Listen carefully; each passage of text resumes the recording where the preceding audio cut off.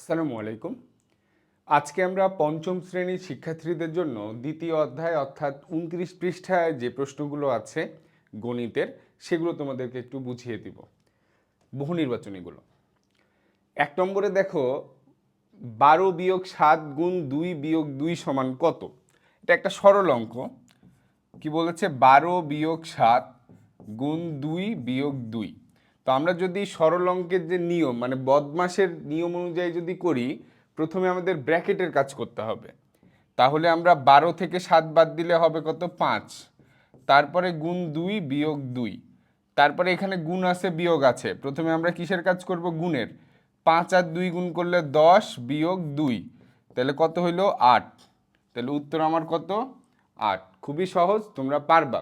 মাথাটা ঠান্ডা রেখে যদি সুন্দর করে করো, রাফ করো, তাইলেই পারবা। ২ নম্বর, কয়টি ৫০ টাকার নোট মিলে ২০০০ টাকা হয়? কয় টাকার নোট? ৫০ টাকার নোট। তাইলে ৫০ টাকার নোট মানে ৫০ দিয়ে কত টাকা বানাইতে হবে? ২০০০ টাকা। ভাগ করে দাও। ৫০ ২০০-র মধ্যে প্রথমে ভাগ যাবে ৪ বার, ০ ০। তাহলে কতটি? ৪০টি। কতটি? ৪০টি। আচ্ছা, এটা অনেকের বুঝতে হয়তো একটু প্রবলেম হতে পারে। যদি তোমাকে এইভাবে বলি যে কয়টি ৫ টাকার নোটে কয়টি ৫ টাকার কয়টি ৫ টাকার নোটে কয়টি ৫ টাকার নোটে ১০ টাকা হয়? ১০ টাকা হবে।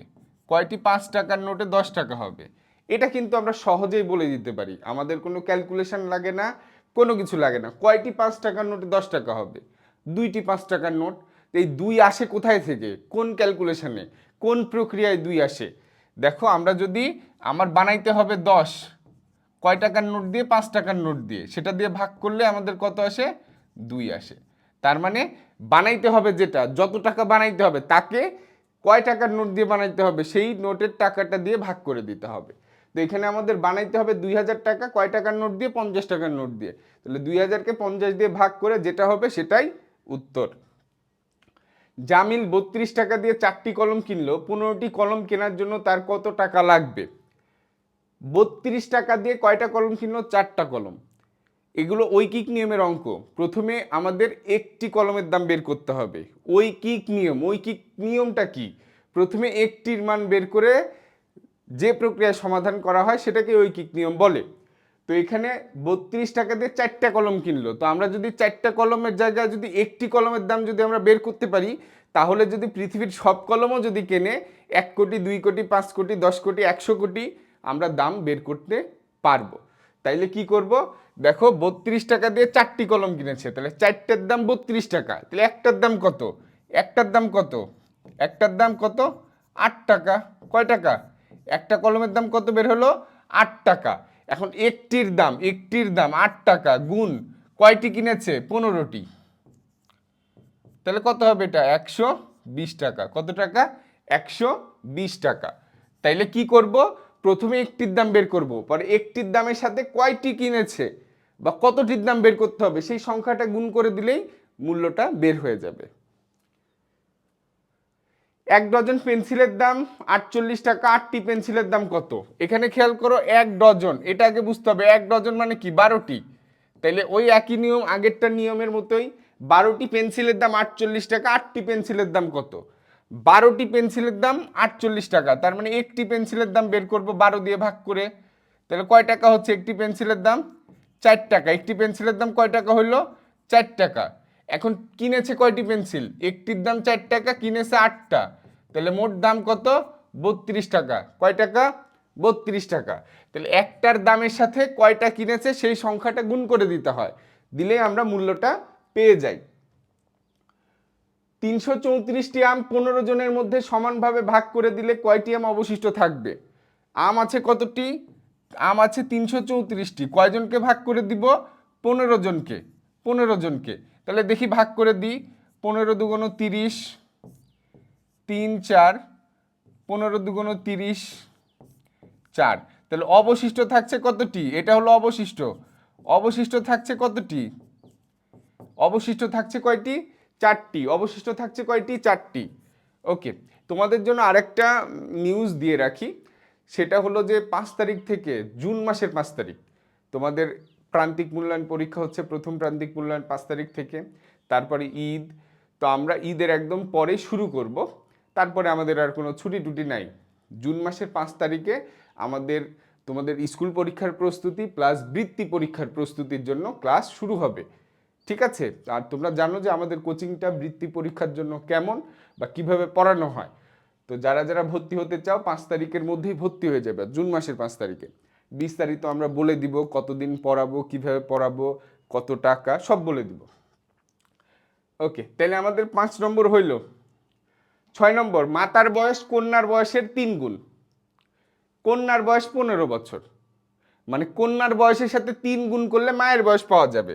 তাহলে কন্যার বয়স 15 হইলে মায়ের বয়স কত? 15 গুণ 3, 45।